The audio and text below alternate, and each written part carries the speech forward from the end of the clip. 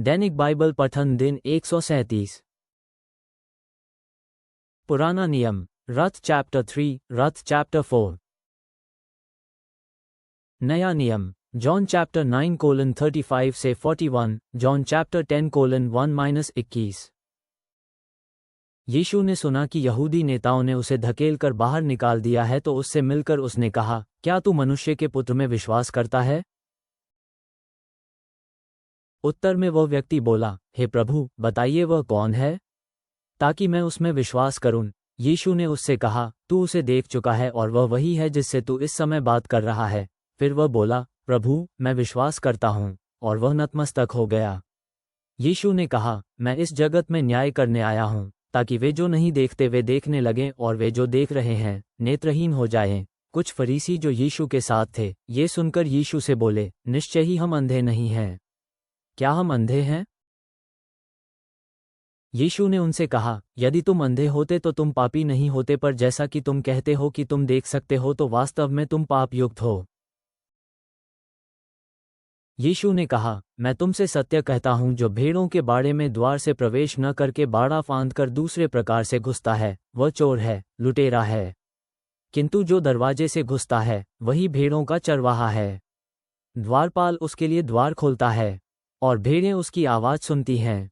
वह अपनी भेड़ों को नाम ले लेकर पुकारता है और उन्हें बाड़े से बाहर ले जाता है।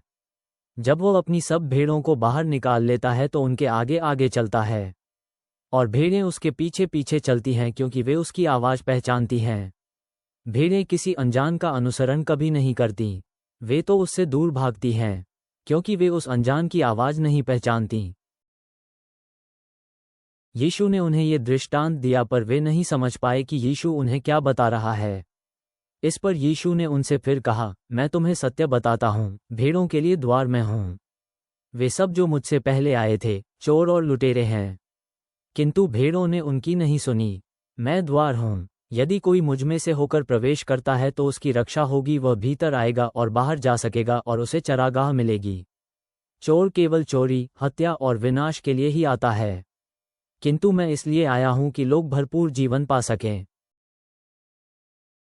अच्छा चरवाहा मैं हूं। अच्छा चरवाहा भेड़ों के लिए अपनी जान दे देता है, किंतु किराए का मजदूर, क्योंकि वह चरवाहा नहीं होता, भेड़ें उसकी अपनी नहीं होती, जब भेड़िए को आते देखता है, भेड़ों को छोड़कर भाग जाता है, और भेड़िया उन पर हमला करके उन्हें तितर बितर कर देता है।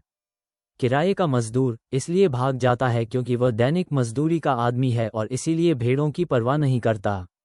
अच्छा चरवाहा मैं हूँ, अपनी भेड़ों को मैं जानता हूँ और मेरी भेड़ें मुझे वैसे ही जानती हैं जैसे परम पिता मुझे जानता है और मैं परम पिता को जानता हूँ। अपनी भेड़ों के लिए मैं अपना जीवन देता हूँ। मेरी और भेड़ें भी हैं जो इस बाड़े की नहीं हैं, मुझे उन्हें भी लाना होगा। वे भी मेरी आवाज़ सुनेगी और इसी बाड़े में आकर एक हो जाएंगी। फिर सबका एक ही चरवाहा होगा। परम पिता मुझसे इसीलिए प्रेम करता है कि मैं अपना जीवन देता हूँ। मैं अपना जीवन देता हूं ताकि मैं उसे फिर वापस ले सकूं। इसे मुझसे कोई लेता नहीं है, बल्कि मैं अपने आप अपनी इच्छा से इसे देता हूं। मुझे इसे देने का अधिकार है।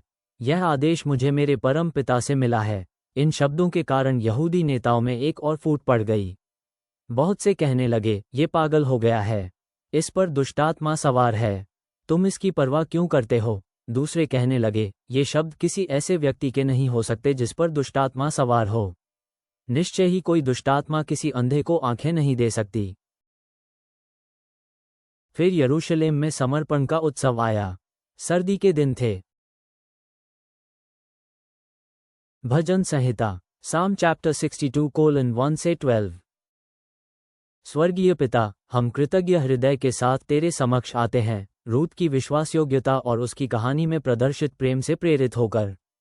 जैसे हम तेरे संरक्षण और मार्गदर्शन के वादे पर मनन करते हैं, वैसे ही यूहन्ना में वर्णित भले चरवाहे की भांति हमें तेरी आवाज़ पर भरोसा करने और जहां तू ले चलता है वहां चलने में सहायता कर। हम केवल तुझ में ही अपनी शक्ति पाएं, जैसा कि भजन 62 में प्रतिध्वनित होता है, जीवन की अनिश्चितताओं के बीच तेरी संप्रभुता में विश्राम करते हुए। प्रभु, हमारी आंखें खोल कि हम अपने जीवन में तेरे कार्य को देख सकें और तेरे मार्गों पर चलने के लिए हमें सामर्थ्य दे। हमारी इच्छाओं को अपनी इच्छा के अनुरूप ढाल दे। आमीन।